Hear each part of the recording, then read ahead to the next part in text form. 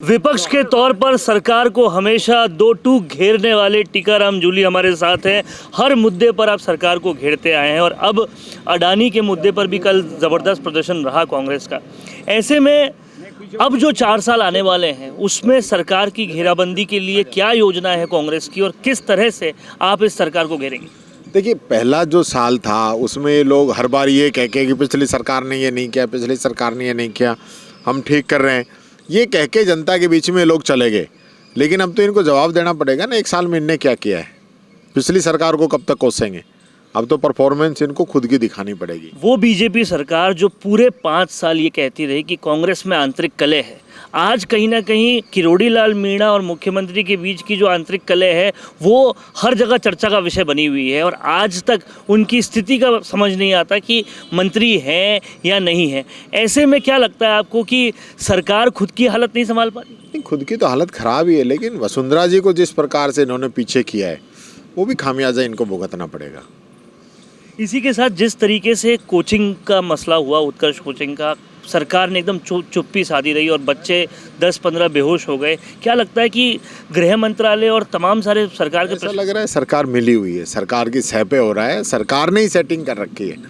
दिल्ली के अंदर इतनी बड़ी घटना हुई थी, उसके बाद इन सब लोगों ने कहा था कि हमने जाँच कर ली और सारे मानक तय कर रहे हैं, पर उसके बाद कहाँ चले गए सब चीज़ें। आज ये तो बेहोश ही हुई बच्ची, यहाँ वो डेथ भी हो सकती थी।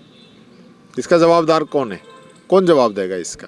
पहली बार कल देखने मिला बहुत दिनों के बाद कि एक ही मंच पे अशोक गहलोत और सचिन पायलट दोनों आ गए। क्या माना जाए, क्या सिग्नल साथ हैं? ये तो सिर्फ मीडिया ने इस प्रकार का हवा बना रखा है, कुछ बीजेपी वाले बातें करते हैं, क्योंकि हमारे सब नेता जो हैं वो कहीं ना कहीं बड़े पदों पे एआईसीसी के अंदर हैं, बड़ी जिम्मेदारियां हैं, बाहर भीतर जाना पड़ता है। तो ऐसा कई बार होता नहीं है कि सब लोग एक दिन उपस्थित रहें।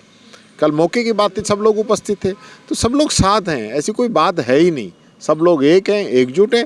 राहुल गांधी जी, खड़गे जी का जो भी आदेश होगा उसकी पालना करेंगे। उपचुनाव में टोंक और झुंझुनू जैसी सीटें हारने के बाद क्या मंथन अब कांग्रेस ने हमने जो कमियां रही उनका सुधार करेंगे, जो कमियां रहेंगी उनका सुधार करेंगे। और अब जो सरकार की घेराबंदी करनी है इन बाचे हुए हमने तो अब शुरू होने दो 70 एक बार में। तो यहाँ कहीं ना कहीं टीकाराम जूली जी ने साफ साफ कहा है कि सरकार जो है वो आंतरिक रूप से पूरी तरह से घिरी हुई है और यहाँ पर बहुत अंतर्कलह है। हम घेराबंदी जारी रखेंगे और सचिन पायलट और अशोक गहलोत पूरी तरह से एक है। कैमरा पर्सन चेतन के साथ वरुण भंसाली, संवाद के लिए। पॉडकास्ट सेटअप्स तो मिल रहे हैं लेकिन एंकर नहीं है। पॉडकास्ट सेटअप और एंकर मिल गया तो एडिटिंग नहीं है। पॉडकास्ट सेटअप भी मिल गया, एंकर भी मिल गया और एडिटिंग भी मिल गई, लेकिन उसे अपलोड करने के लिए अच्छी व्यूअरशिप वाला चैनल नहीं है। और अगर वो सब भी मिल गया तो पॉडकास्ट को अच्छे एसईओ के साथ अपलोड करने का डिजिटल सपोर्ट नहीं है। और अगर ये सारी चीजें एक साथ मिल रही हैं तो प्राइस बहुत ज्यादा हाई है। तो अगर आपको ये सारी चीजें चाहिए आपके अपने जयपुर में, जो आपको पॉडकास्ट सेटअप्स, एक्सपीरियंस एंकर्स, शानदार studio, amazing editing, 6 crore plus views वाले चैनल पर अपलोडिंग, और तो और सिर्फ पॉडकास्ट ही नहीं, उसके साथ आपको मिल रही है उसी पॉडकास्ट में 5 रील्स फ्री, वो भी सिर्फ 8,000 रुपए में। और ये सब कुछ मिल रहा है आपको सिर्फ और सिर्फ मिशी मीडिया सॉल्यूशंस में। तो सोच क्या रहे हैं? अगर आप भी चाहते हैं पॉडकास्ट के जरिए पूरे सोशल मीडिया पर छाना तो अभी कॉन्टैक्ट कीजिए स्क्रीन पर दिए गए नंबर पर।